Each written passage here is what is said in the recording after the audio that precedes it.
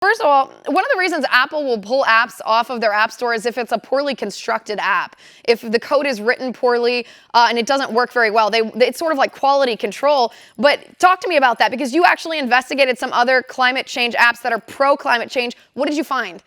Yeah, it was fascinating. This app is so powerful with so much information.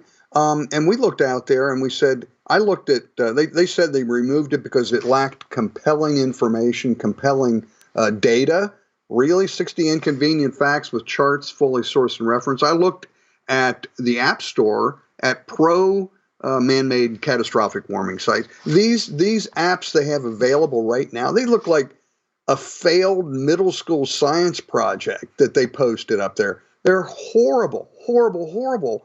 Misspellings, unformatted, no data, virtually no data.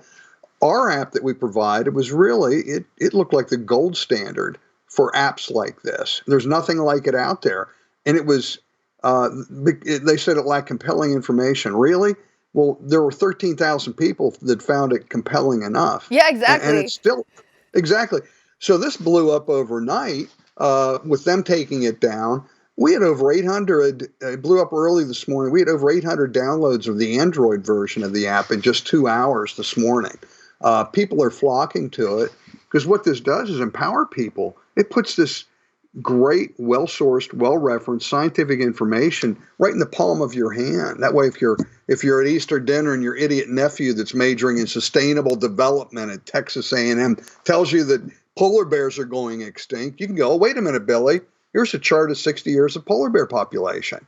And that's the power of this. You can have this information and use it. I've got scientist friends that believe as I do, but they say they're now comfortable talking to people about this. It's such a contentious issue, and we finally have a resource out there for people to draw from. And it's I think it's powerful. What really was interesting, we found that there was a certain 70-year-old former vice president of the United States that sits on Apple's board of directors. And of course, the name of my book is Inconvenient Facts, the science that Al Gore doesn't want you to know. You think some pressure was put on that? If your viewers aren't outraged by this, they ought to be. This is that's what I wanted to ask you. I mean, it seems awfully shady, a little bit more. It seems a little bit too convenient to be a coincidence that Al Gore sits on the board of Apple. Do you believe that you were censored based on his influence?